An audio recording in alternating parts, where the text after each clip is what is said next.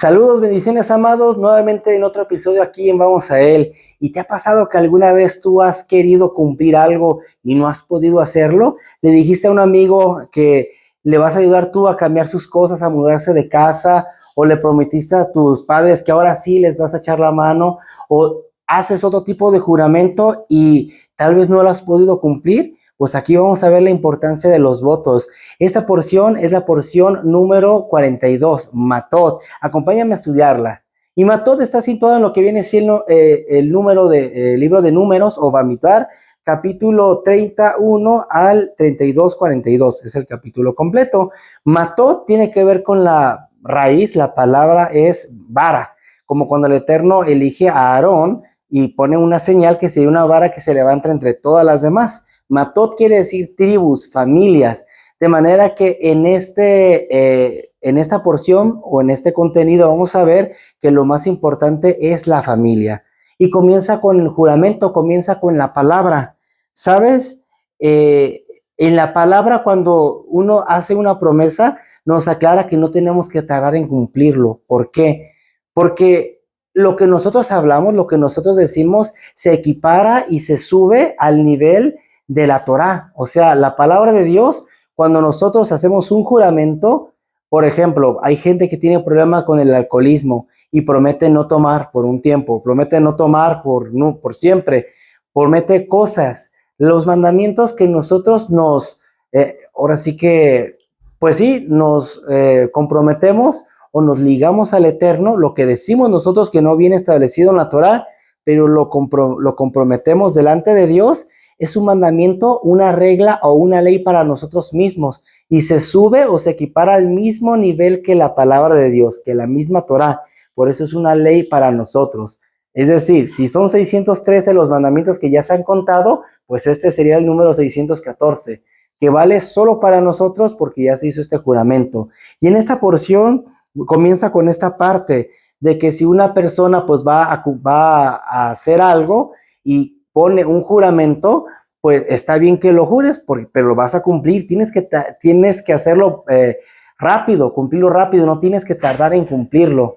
Y da una serie de cláusulas también porque tiene que ver con el tema de la sujeción. O sea, que si un padre se entera que su hija, hablando de una doncella, en aquel tiempo era así, porque está en su casa, hace un juramento que está medio descabellado, medio loco, pues puede ir y puede hacer una anulación. Si la mujer, por ejemplo, se casa y ya su marido se entera de qué cumplió ante Adonai, puede ir y puede cancelar el pacto, puede cancelar pues el voto. Aunque al español el voto o el compromiso es como algo diferente, en realidad en el hebreo nos está hablando que mientras tú lo hagas delante de Dios, ya se compara como una ley para nosotros mismos, una ley que delante del Padre nos va a juzgar como que lo cumplimos o como que lo quebrantamos, pero es como quebrantar cualquier otra ley, como no robarás, no matarás,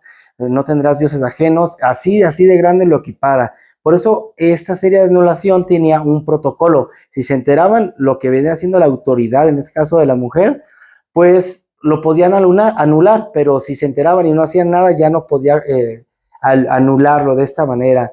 Por eso vamos a ver cómo es tan importante todo esto, porque la palabra, dar la palabra es como, porque antes no había estos pagarés, antes no había tanta cosa. En la antigüedad todo era a veces por palabra, hasta que se fue haciendo o se fue regulando en este método, hacer contratos, poner sellos, por ejemplo, una propiedad, ¿no? Pero antes no se usaba así, el Eterno fue regulando todo.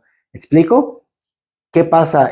Aquí vamos a ver que Gad y Rubén, al ver que, porque ya comienzan a tomar esta venganza del Eterno, porque es la venganza de Dios, por haber querido Madián a poner tropiezo a los hijos de Dios con esas mujeres que les aconsejó Bilam que enviaran, pues van a tomar venganza antes de entrar a la tierra prometida. Y el Padre les da victoria, tremenda victoria, tanta victoria que Gad y Rubén, al ver esa tierra buena, ¿qué es lo que ven? Dicen, no, nosotros somos ganaderos, Moshe.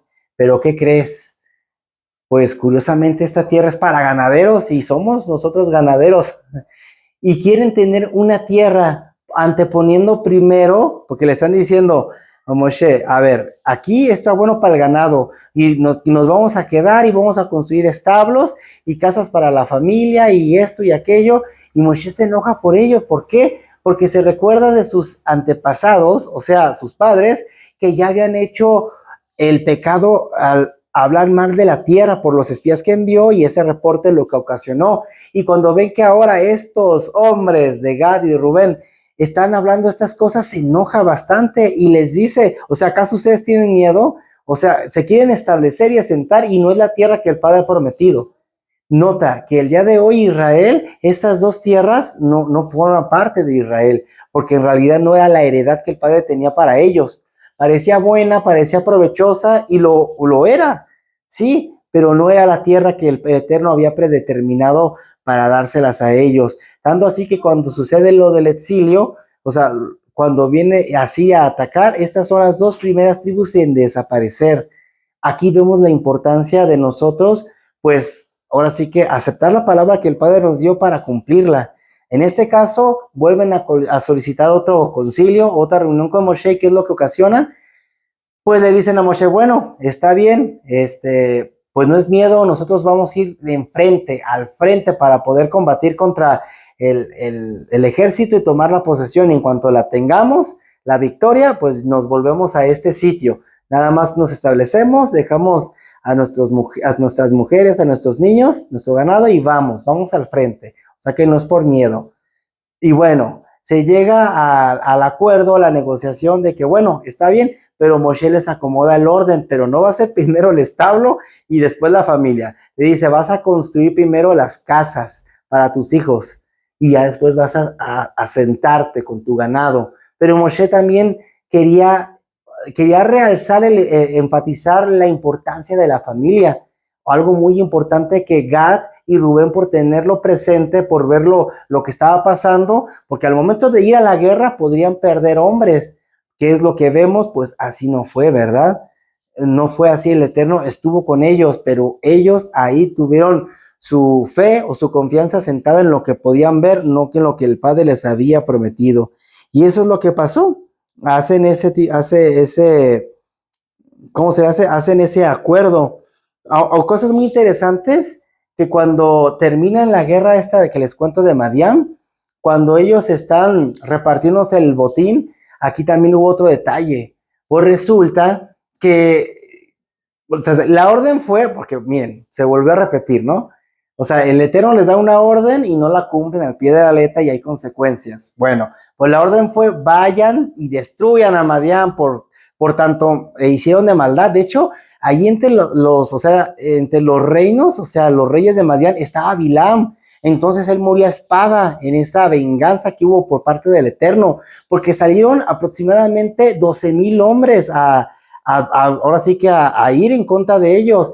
Pero este ejército de Madián eran más o menos 160,000 soldados. ¿Y cuántos hombres creen que murieron? Pues no murieron ninguno, no murió nadie.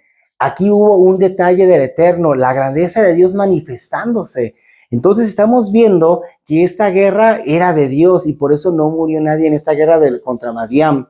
Y pues esto es lo que ocasionó la confusión para Gad y para Rubén, decir, mira, el Eterno sí está con nosotros, mira, nos bendijo con esta tierra, mira acá y allá. Es como decir, me encuentro esta cartera y el Eterno me está bendiciendo, pero si yo encuentro una INE, o sea, una identificación, voy a entender que tiene dueño. Si no hay manera de cómo devolverla, no sé nada, bueno, ok, fue una obra del Eterno, pero aquí el Eterno había dado una orden, ok, vayan, destruyan y bla, bla, bla. Y no hicieron esto tal cual, sino que dejaron la vida de las mujeres vírgenes de Madián. Por eso Moshe se enoja y les dice, oye, ya se ha dicho que las destruyeran porque Bilam hizo esta maldad y ustedes todavía se les ocurre dejarlas vivas y bueno, les tienen que dar cuello, las tienen que matar. ¿Por qué? Porque el Eterno ya había puesto una advertencia de que si no lo hacen tal cual, pues iba a haber consecuencias, ¿verdad? Y Moshe quiere evitar que la ira de Dios caiga nuevamente sobre el pueblo, y más que ya estaban a punto de tomar la tierra prometida, ya estaban cumpliendo estos 40 años, estaban a punto de ello. ¿Saben? Esta guerra que después emprendió Gad y Rubén para tomar la tierra prometida, duró 14 años que no estuvieron con sus familias. y que al entrar y ver la grandeza de lo que era la promesa de Dios, una tierra que fluye leche y miel, ni por eso quisieron entrar, sino que decidieron quedarse afuera, fuera de la protección de Dios, porque es más fácil asentarse en un lugar donde la ley del Padre, donde todo esto es regido por Él, por el Eterno. Pero cuando estás lejos de eso, estás lejos de la protección de Dios y pues con otras costumbres de pueblos, dicen decía Josué, los dioses del otro lado del río, porque había un río que les dividía. Esto es lo que hay como consecuencia. Entonces, esta porción nos da mucho el énfasis acerca de esto. Por eso, en los términos y condiciones, les aclara Moshe que su palabra tiene que ser cumplida, va a ser su garantía. Donde no hubieran cumplido esto, pues serían responsables de lo que habría de venir, y pues sus hermanos, los sucesores, o sea, Josué bin Nun, por ejemplo, y a los que designan como líderes de la repartición de la tierra prometida, que era Eleazar, y era también otro hombre, ¿cómo se llama? Nací, o es Nazi, no le vi el acento. Bueno, la cosa es de que estos tres se iban a encargar de repartir las tierras en base a las suertes, en base a la proporción de la tribu, en base a todo esto, ¿no? ¿Cómo la tendría que repartir? En esta repartición también tendrían que tener ciudades de refugio. Bueno, ya las estaremos analizando un poco más adelante, ¿no? Las ciudades de refugio y lo que significan. Pero esa porción aunada a la Haftará nos está hablando en el libro de Jeremías, nos habla acerca del llamado de Jeremías, de cómo el Padre lo elige con este propósito de santificar el nombre y que va a ser un profeta para las naciones. Está hablando, a pesar que hay un mundo de idolatría, un mundo que heredaron, o sea, la tierra prometida, y ya está comenzando la gente a alejarse del Eterno y a endurecerse en contra de ellos. Entonces, el Padre siempre va a levantar a alguien, una luz que les avise, y sobre todo que nuestra familia es la perjudicada o es en especial la más beneficiada. Entonces estamos viendo que esta porción nos habla acerca de la unidad, acerca de la armonía, acerca de la purificación, porque por ejemplo el botín que tenía que tomar, tenían que purificarlo, tenían que derribar todos los lugares altos, tenían que quitar todos esos altares para poder tomar pues posesión, tenían que derribar y acabar con todo ello para poder construir. El botín inclusive tenían que santificarlo, tenían que purificarlo. ¿Cómo? Pues con agua y fuego. Los materiales que no fuesen flamables, como la madera, como el oro, como la plata, como el cobre, materiales refulgentes, pues serían con el oro. Los tendrían que estar pasando para quitar toda la impureza. Y eso, además de esterilización, quiere decir cacherización. Y también los materiales como la madera, como, ¿qué será otro material? Bueno, materiales como estos que fueran flamables serían solamente con agua. Entonces, estamos viendo que el agua y el fuego siempre nos va a representar acerca de la palabra, porque el Padre dice que nosotros por escuchar la palabra ya somos limpios, ya hemos sido sanados. Pero, ¿qué pasa? Muchas veces no es suficiente el solo escuchar, sino que el Padre nos mete por el fuego, nos mete por las pruebas, por las dificultades, para que vaya limpiando toda esa impureza. Por ejemplo, las leyes de cacherización, bueno, las que no son tan alágicas, se habla pues, por ejemplo, que el barro, como tiene los poros, se le queda ahí todo. Si algo impuro se cocinó ahí, pues se tiene que romper por ese motivo. Pero pues ollas de barro, ollas de acero inoxidable y así, pues nada más con hervirlas y todo, pues ya está, ya se hace, porque los poros sacan toda la contaminación y pueden quedar otra vez esterilizados o llamados también cacherizados. Y esto nos da la idea de que nosotros, ahora sí que desde el vientre de nuestra madre, el Padre nos ha elegido con ese propósito y nos da la capacidad de ser limpio todos los días. Cada mañana su misericordia es nueva, se renueva todos los días. Y esa es la oportunidad que nosotros tenemos, poder entrar a una tierra donde fluye leche y miel, pero en el proceso es necesario caminar con pasos que emanen justamente de ese compromiso que nosotros tenemos. Bueno, yo espero que esto te haya sido de bendición y vamos a ver la siguiente porción. No olvides dar like, compartir y nos veremos la siguiente.